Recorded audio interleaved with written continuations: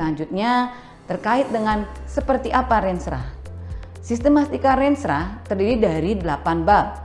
Yang pertama yaitu pendahuluan, bab kedua adalah gambaran pelayanan perangkat daerah, bab ketiga permasalahan dan isu strategis perangkat daerah, bab 4 tujuan dan sasaran, bab 5 strategi dan arah kebijakan, bab 6 rencana program dan kegiatan serta pendanaan, bab 7 kinerja pelayanan bidang urusan, dan bab 8 adalah penutup.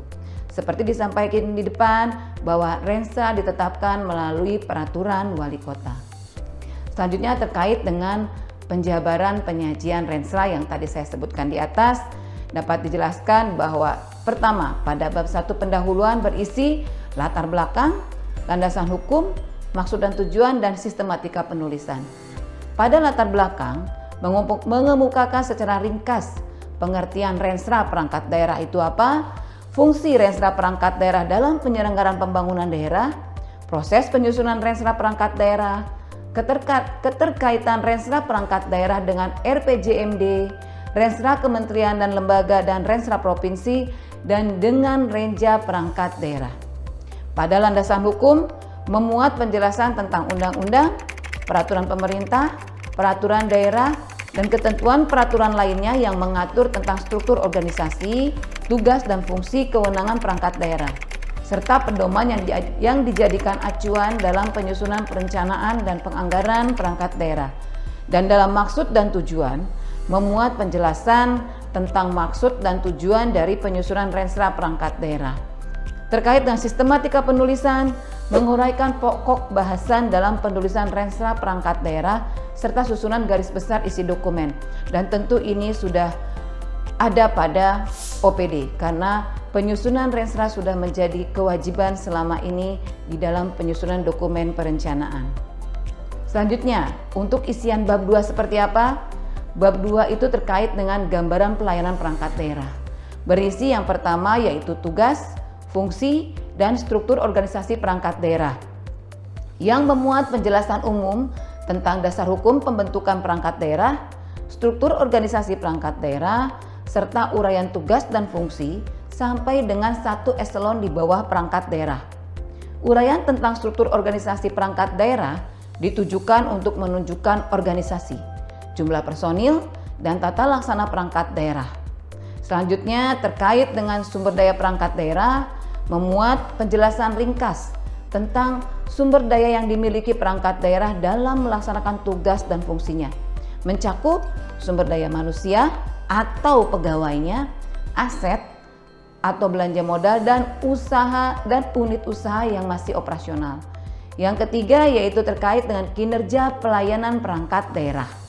Di sini memuat tingkat capaian kinerja perangkat daerah berdasarkan sasaran atau target Renstra perangkat daerah periode sebelumnya menurut SPM untuk urusan wajib, dan atau indikator kinerja pelayanan perangkat daerah dan atau indikator kinerja lainnya seperti MDGs atau indikator yang telah diratifikasi oleh pemerintah. Pada bab 3 permasalahan dan isu-isu strategis perangkat daerah berisi terkait dengan identifikasi permasalahan berdasarkan tugas dan fungsi pelayanan perangkat daerah, dan pada bagian ini dikemukakan permasalahan perangkat daerah beserta faktor-faktor yang mempengaruhinya. Nanti di sana akan disajikan suatu tabel yang berisi pertama yaitu bidang urusan, yang kedua adalah interprestasi, ketiga diisi dengan permasalahan ketidaktercapaian target indikator, lalu faktor-faktor penentu keberhasilan pencapaian target indikator. Yang perlu diperhatikan adalah bahwa pengisian tabel itu dijelaskan pada identifikasi permasalahan pembangunan pada tiap-tiap urusan. Indikator pada tiap-tiap urusan dijadikan sebagai input utama bahan analisis. Selanjutnya bagaimana terkait dengan penentuan tujuan dan sasaran strategis berdasarkan masalah.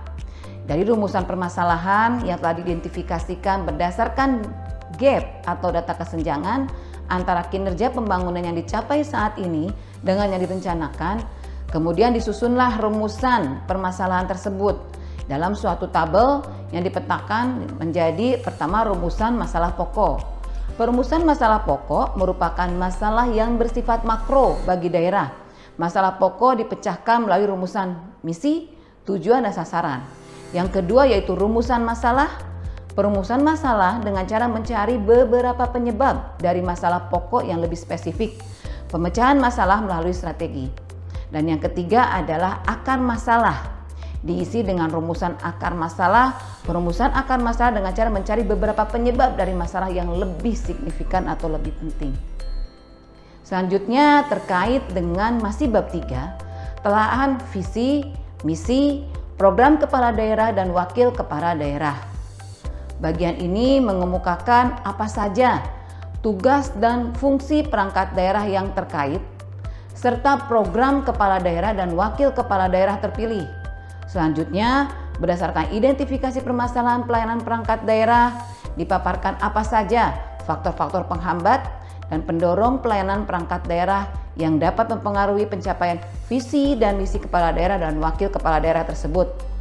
Faktor-faktor inilah yang kemudian menjadi salah satu bahan perumusan isu strategis pelayanan perangkat daerah.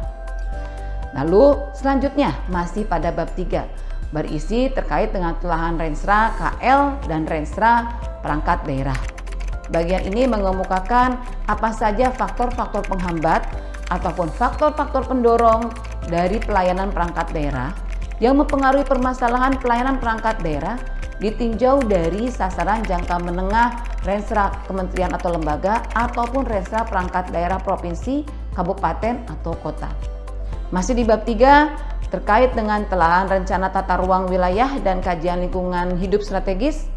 Bagian ini terkait dengan apa-apa saja faktor penghambat dan pendorong dari pelayanan perangkat daerah yang mempengaruhi permasalahan pelayanan perangkat daerah ditinjau dari implikasi RT/RW dan KLHS. Dan masih di bab 3 terakhir, yaitu penentuan isu-isu strategis. Bagian ini mereview kembali faktor-faktor dari pelayanan perangkat daerah yang mempengaruhi permasalahan pelayanan perangkat daerah. Ditinjau dari pertama, gambaran pelayanan perangkat daerah. Yang kedua, sasaran jangka menengah pada Renstra kementerian atau lembaga. Ketiga, sasaran jangka menengah dari Renstra perangkat daerah provinsi, kabupaten atau kota.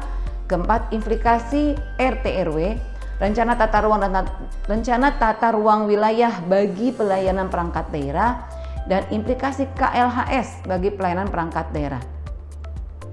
Isu strategis dapat berasal dari permasalahan pembangunan yang dianggap paling prioritas untuk diselesaikan, maupun isu dari dunia internasional, nasional maupun regional. Sesuai isu-isu strategis yang telah dihasilkan dalam tahap perumusan dituangkan dalam penyajian. Dan dalam penyajian isu strategis, hal terpenting yang diperhatikan adalah isu tersebut dijabarkan apa manfaat dan pengaruhnya di masa yang akan datang terhadap daerah. Terkait dengan analisis isu strategis, analisis isu strategis ini merupakan suatu kondisi yang berpotensi menjadi masalah maupun menjadi peluang suatu daerah di masa datang. Isu strategis lebih berorientasi pada masa depan. Satu hal yang belum menjadi masalah saat ini, namun berpotensi akan menjadi masalah daerah pada suatu saat dapat dikategorikan sebagai isu strategis. Selain itu, isu strategis juga dapat dimaknai sebagai potensi yang daerah belum kelola. Dan jika dikelola secara tepat, dapat menjadi potensi modal pembangunan yang signifikan. Selanjutnya, bagaimana penentuan isu strategis? Dalam menentukan isu strategis, harus disesuaikan dengan jenis dokumen yang akan disusun. Apakah itu dokumen jangka panjang atau RPJPD, jangka menengah RPJMD, ataupun jangka pendek 1 tahun atau RKPD. Jika suatu isu strategis berpotensi muncul dalam kurun waktu sesuai masing-masing jenis dokumen, maka isu strategis itu dapat dimasukkan. Namun, jika suatu isu strategis berpotensi muncul dalam di luar atau lebih dari kurun waktu sesuai masing-masing jenis dokumen, maka sebaiknya tidak perlu dimasukkan di dalam dokumen.